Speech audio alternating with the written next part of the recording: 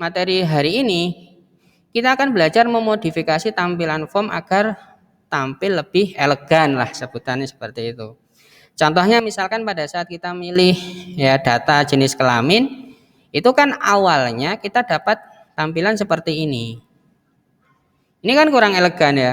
Jenis kelamin milih 1, 2 itu tidak informatif lah atau kurang informatif lah. Maka sebenarnya kita bisa memodifikasi dengan membuat tampilan seperti ini nantinya.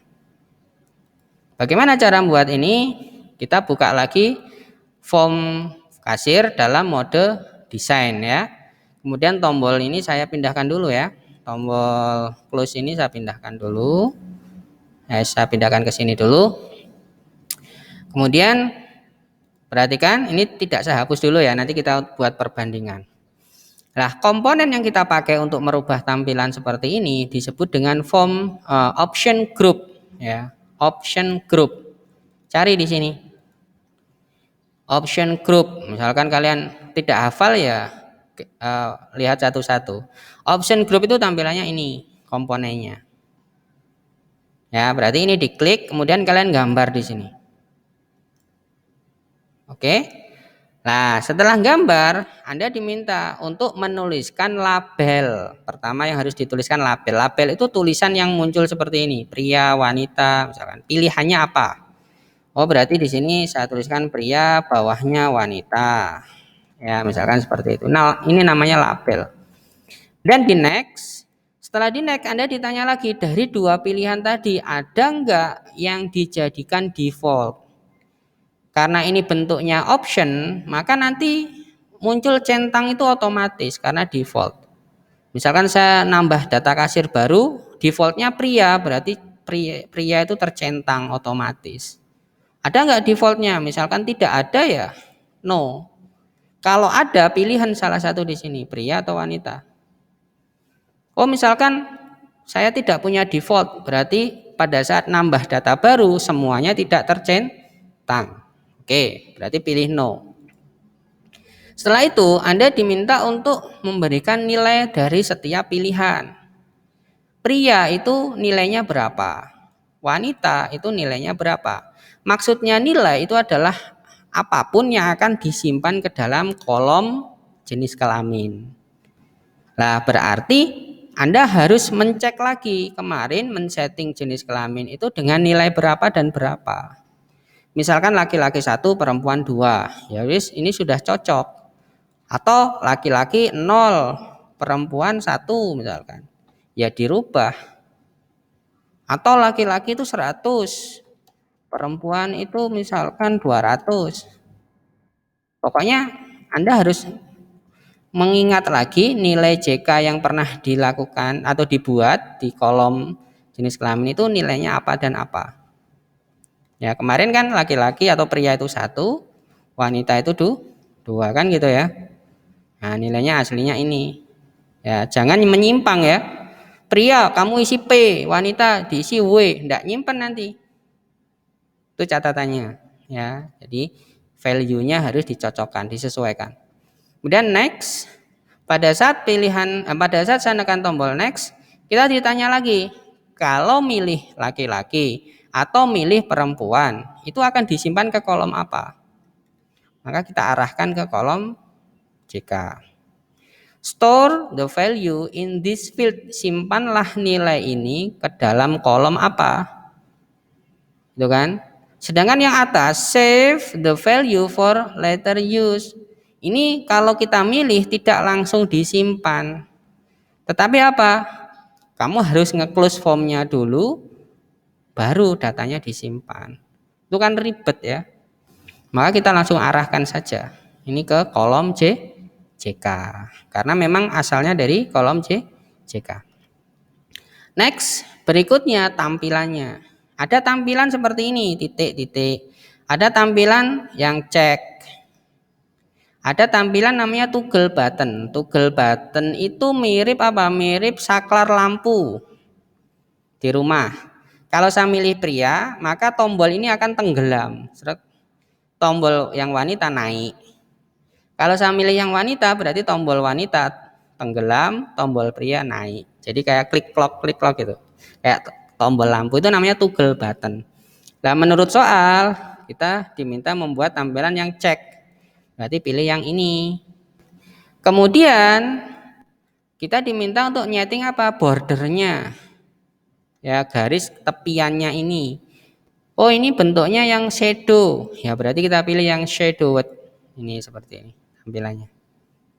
Atau yang edge, flat, rise, sunken, atau shadowed. Kita milih yang shadow sesuai dengan soal ya. Nanti, tapi kalau misalnya kalian mau ganti silakan. Next. Kemudian inputan terakhir, what caption? Caption itu judul depan ini. Dari komponen baru yang kita buat. Ya, misalkan saya namakan apa? Jenis kelamin. Finish. Ya, akan jadi komponennya. Nah, tinggal kita warnai biar jelas ya. Ini captionnya kita kasih warna gelap, tulisannya putih, ini kan. Dan pilihannya juga sama, pilihannya kita kasih warna saja, kan seperti ini. Lihat, oke. Ini pun nanti bisa kalian besarkan kok, kalau merasa ini kurang ya secara ukuran. Kemudian di dalamnya ini juga bisa kita geser. Nah, pada saat Anda geser, perhatikan pada saat Anda geser ini ada kalau disorot komponennya gini, ini ada tombol kecil-kecil warna hitam. Kalau tombol ini yang kalian klik kemudian kalian geser, itu berarti menggeser bagian itu saja.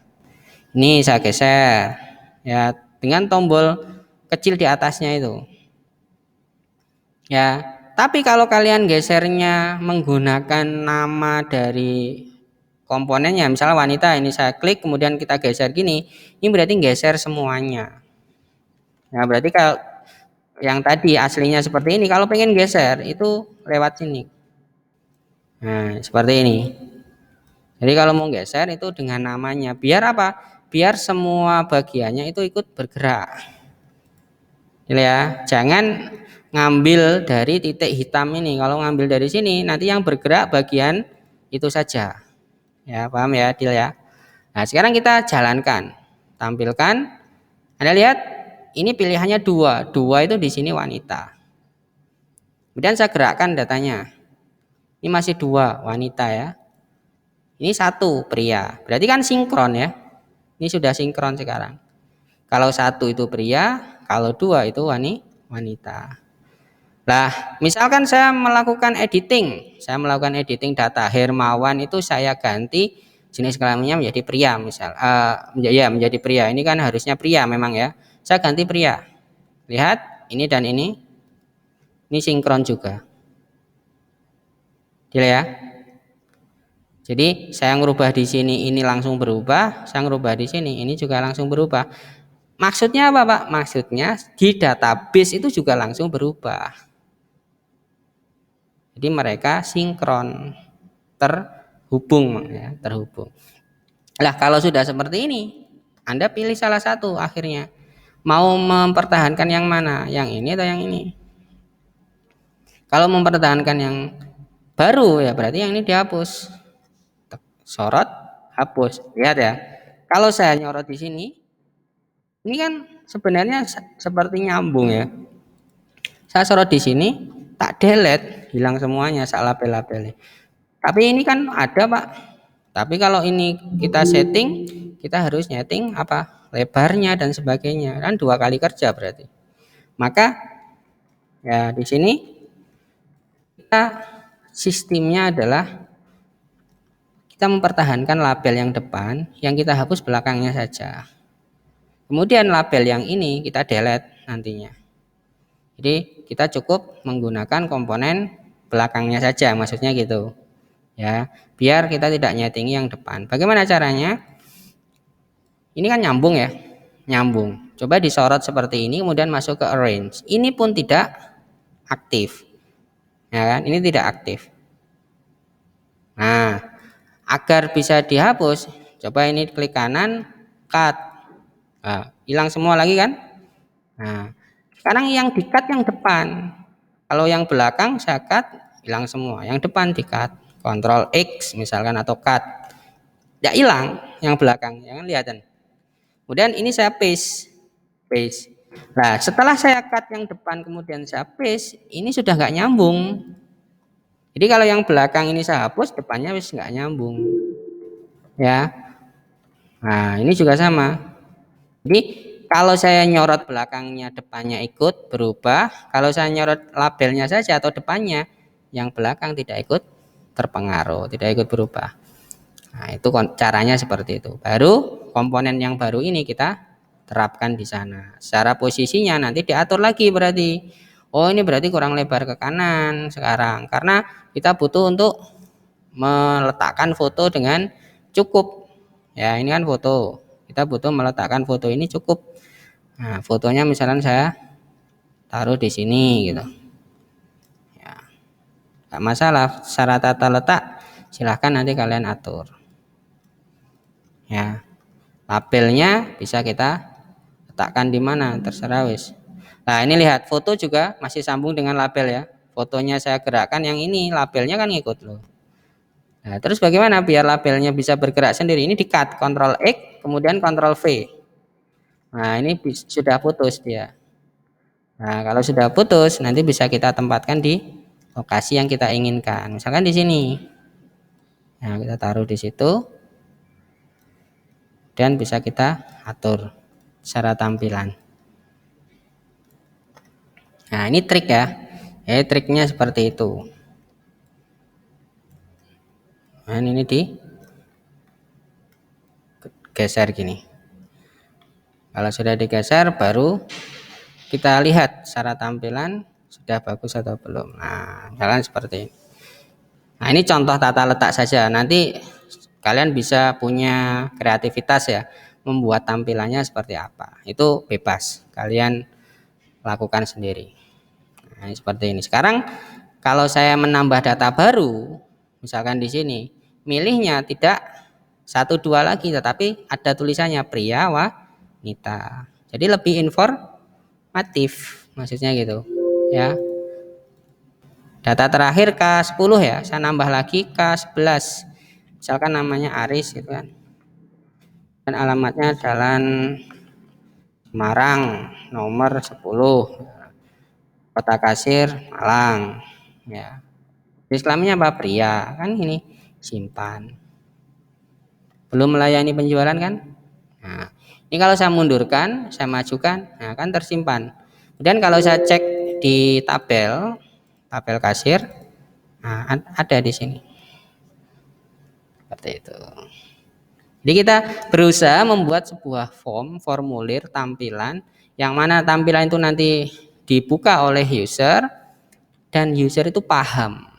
Kalau yang sebelumnya 1 2 itu kan bingung ya, 1 apa 2 apa. Tapi dengan seperti ini kita dapat tampilan yang bagus dan informatif.